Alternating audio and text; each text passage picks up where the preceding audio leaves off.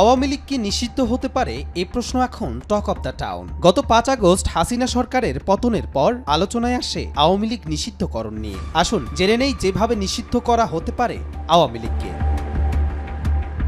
অন্তর্বর্তী সরকারের তথ্য ও সম্প্রচার উপদেষ্টা মোহাম্মদ নাহিদ ইসলাম বলেন, আওয়ামী লীগ ফেসিজম ও গণহত্যার সঙ্গে জড়িত, তার বিচার কার্যক্রম এখনো চলছে। দল হিসেবে তাদের রাজনীতি করার অধিকার নেই। সব রাজনৈতিক দলগুলোর ঐক্যমত হলেই আওয়ামী লীগের রাজনীতি নিষিদ্ধ করা হবে বলে মন্তব্য করেছেন নাহিদ ইসলাম। ২৬ সেপ্টেম্বর যুক্তরাষ্ট্রে বাংলাদেশি কমিউনিটির একটি টেলিভিশনে সম্প্রচার হওয়া অনুষ্ঠানে সাংবাদিক খালিদ মহিউদ্দিনের সঙ্গে কথা বলেন উপদেষ্টা মোহাম্মদ নাহিদ ইসলাম।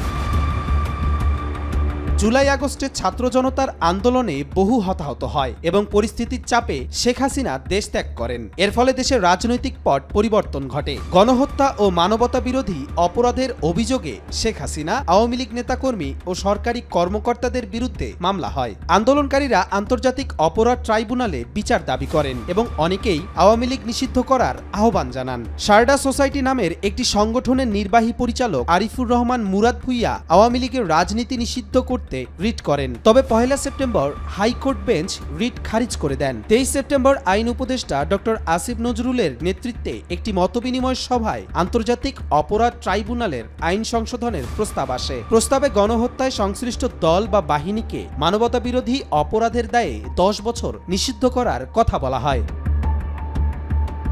সম্প্রতি আইন উপদেষ্টা আসিফ নজরুল বলেছিলেন, রাজনৈতিক দল হিসেবে আওয়ামী লীগকে নিষিদ্ধ করা সমীচীন হবে না। কবির চৌধুরী জয়, মাই টিভি।